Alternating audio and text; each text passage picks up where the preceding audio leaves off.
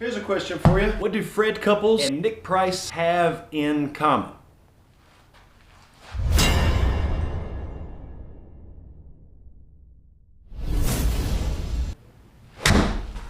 Hey everybody, welcome back to Golf Test Dummy, the channel where I use my game to try to better your game.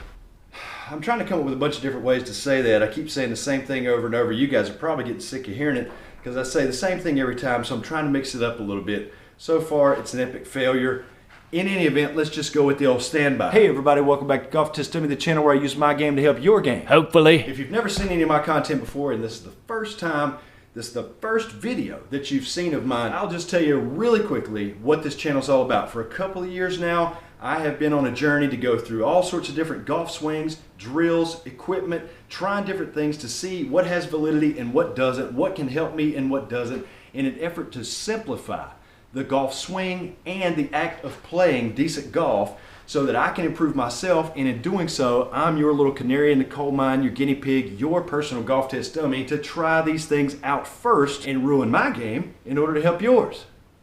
Now, I've been playing some better golf recently, and a lot of it is due to the fact that I'm taking some of the best pieces of advice or just thoughts or philosophy from all of the different teachers and all of the different videos and articles and sort of things that I've read over the course of the last few years, the things that I've tried. I'm taking all the best pieces from that and I'm trying to create a very simple, very repeatable, just foolproof, bomb-proof golf swing that is so effortless and so brainless that I can't mess it up. I first started off by taking you through some of Manuel de la Torre's teachings, some of his core philosophies, at least one of them, which is swing the entire club. I think he uses the word, let your body be responsive to the motions of the club. Next, we talked about the Count Yogi, and how he had this perfect mental routine. Every time he stepped up to any shot, be it a full driver, be it an iron from the fairway, shot out of the bunker with a wedge, or even a putt, he went through the same exact routine every single time, and that perfect mental routine was almost a form of self-hypnosis to get himself into the zone of performance and take all of the anxiety and all of the fear and all of the quaking in your boots out of every shot. Now, the topic for today's video is going to be rhythm, tempo, and timing. The first thing that comes to mind is Zen golf and flow motion. Those two are pretty synonymous with each other, and I did a review of the Zen golf philosophy. I think it lasted about 5 or 6 weeks. If you haven't seen that, go back and check it on the channel. But essentially, the entire philosophy is to simplify everything into a rhythmic motion, and that the number one thing for Zen golf is your intention. Your intention will control all of the movements of your body and the club. It will do everything via your subconscious. Your intentions are king. If you have the correct intentions, it will help you to manifest the correct outcomes on the golf course. Now, with flow motion, that is still a big part of that. But with flow motion, the big thing that Stefan Bachot says, and the number one thing that I took away from him, was to swing as you walk. And that goes right to the heart of what we're talking about today. Rhythm, tempo, and timing. How fast or how slow you swing. How long it is from start to finish. In the beginning, I mentioned Nick Price and Fred Couples. Now, these are two Hall of Fame golfers who have been great for decades, but they are very, very different in one regard. The speed at which their body moves and their club moves from start to finish with the swing. If anybody knows anything about Nick Price, he is one of the fastest swingers. Now, I'm not talking about club head speed. Let's be really clear. I'm not talking about club head speed. I'm talking about his swing from start to finish is super fast. Fred Couples, on the other hand, a lot of people think Fred Couples might actually be asleep when he's hitting a golf ball. He has just the laziest looking, effortless swing. Now, if you asked most golfers which swing you'd rather have, Fred Couples has got to be in the top 5 swings of all time that people would love, absolutely love to have. Nick Price, not so much. But here's the thing. They're both incredible players. They're both Hall of Fame multiple event winners, and they've lasted for years. So why does one work for this guy and another speed work for this guy? What's the difference?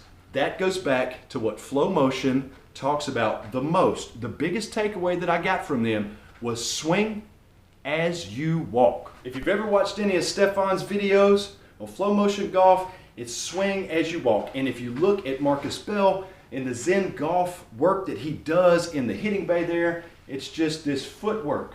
It's this footwork that sort of controls the entire swing and your intention. Do you intend to hit a draw? Do you intend to hit a fade? Stefan is always saying swing as you walk. Well, what if you don't walk fast?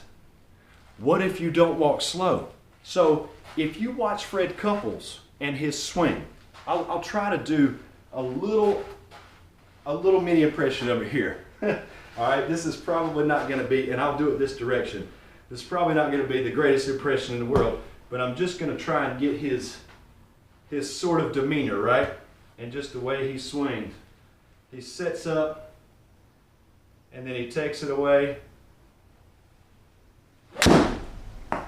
Now, just because he seemed lazy or like he was half falling asleep or whatever during his swing, that doesn't mean he didn't have fast club hit speed. He was one of the longest hitters on tour in his day. They didn't call him Boom Boom for nothing. Conversely, let me try Nick Price. All right, this is probably going to be absolutely a terrible strike because this pace, this tempo is just way too fast for me. But we'll give it a shot, okay? We'll see what we can do. And I don't even know, oh my God, I feel like I have to take some sort of, I don't think I can even swing the club this fast. That's a terrible strike, but that's really literally how fast he goes through his motion. So why does one work and the other works just as well? How can that win and be top of their game, Hall of Fame pro golfers, right? And you might chalk it up to say, well, Nick Price is kind of an anomaly, right? Or Fred Couples is the anomaly. Well, what if neither one of them are anomalies? What if they're actually swinging as they walk? I know all of you have seen Fred Couples swing, either in slow motion, regular motion, maybe he's out on the range, maybe you've watched him play. If you haven't, I guess you've been hiding under a rock. Pause this video and go check out Fred Couples swing. But how many of you have sat there and watched in between shots? How he walks. When he walks down the fairway, he kind of walks like this. He's walking at about the same pace and tempo as he swings the golf club. It's his natural way. It's his natural way. You never see Fred Couples walking to his ball like that. If you've ever seen Nick Price swing, and again, I'll try another one. Let's see. This is just horrible. Let's see. I don't have his swing down, but it's fast. It's a really fast from start to finish tempo. Then when you see Nick Price walk down the fairway, he's walking at a much brisker pace. Brisker? More brisk. He's walking quicker. So how does this relate to me? I'll tell you. I've tried to mimic other people's swings, and in doing so, I've tried to mimic their tempo as well. And we'd all like to be able to slow down and not just put so much effort into it and be more effortless like Freddie Couples, right?